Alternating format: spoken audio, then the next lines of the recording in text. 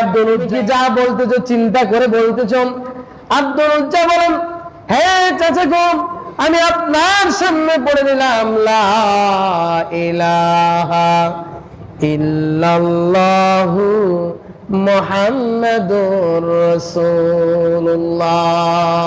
আব্দুল উজ্জার বয়স তখন 20 বছর। আব্দুল উজ্জার তখন 20 বছর বয়স। চাচা বলে, আব্দুল উজ্জা তুমি যখন কালিমা পড়েছো তোমার এখন কি হবে তুমি জানো? যুবকরা মনোযোগ দাও। এই আব্দুল উজ্জাকে তার চাচা ডাক দিয়ে বলে, আব্দুল উজ্জা তোমার এখন কি হবে তুমি জানো? বলে কি হবে? আব্দুল উজ্জা তোমার যত সম্পদ আমি তোমাকে দিয়েছি সব সম্পদ আমি এখন তোমার থেকে নিয়ে নেব। আব্দুল উজ্জা বলে, ও চাচা গো, সারা পৃথিবী যদি আমার নামে লিখে দেন আর এই কালিমার কারণে যদি আপনি আমাকে বলেন, ও চাচা সারা পৃথিবী দিয়ে দিব, কিন্তু আমি এই কালিমা ছাড়তে পারবো না। তখন সমস্ত সম্পদ গুলো তার থেকে নেওয়া হলো। চাচা বলে, আব্দুল উজ্জা তোমার শুধু সম্পদ দেওয়া হয়েছে এতটুকুই শেষ নয়, তোমার পরনে যে কাপড় এই কাপড় গুলাও কিন্তু আমার তুই কাপড় গুলা খুলে দিয়ে দাও। আব্দুল উজ্জা বলে, কোনো সমস্যা নাই। 20 বছরের যুবক সমস্ত কাপড় খুলে দিয়ে দিল, পরনের লঙ্গি পর্যন্ত খুলে দিয়ে দিল। চাচা সমস্ত কাপড় নিয়ে নিল, সমস্ত সম্পদ নিয়ে নিলাম। এই 20 বছরের যুবক সোজাসুজি তার মার কাছে চলে গেল।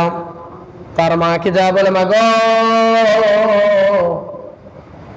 মা বলে যখন ডাক দিয়েছে, আব্দুল উজ্জার মা সঙ্গে সঙ্গে যুবক সন্তান উলঙ্গ দেখে দেখে চোখের মধ্যে হাত দিয়েছে।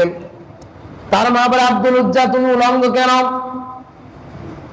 তখন আব্দুল উজ্জা বলে, মা গো, আমি ঈমান আনার কারণে কালিমা পড়ার কারণে চাচা আমার থেকে সমস্ত সম্পদ নিয়ে নিয়েছে, সমস্ত কাপড় গুলাও নিয়ে নিয়েছে। তখন আব্দুল উজ্জার মা বলে, আব্দুল উজ্জা রে, তুমি আমার কাছে কি জন্য আসছো? তুমি আমার কাছে কি জন্য আসছো?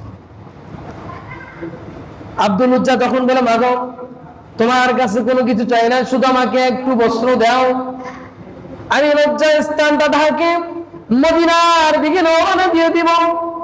তখন পুরাতন একটা কম্বল ছিঁড়ে দিল। আব্দুল উজ্জা এই পুরাতন কম্বলটা 2 টুকরা করলো, 2 টুকরা করে এক টুকরা লজ্জা স্থান রাখলো, কোন রকম লজ্জা স্থান রেখেছেন।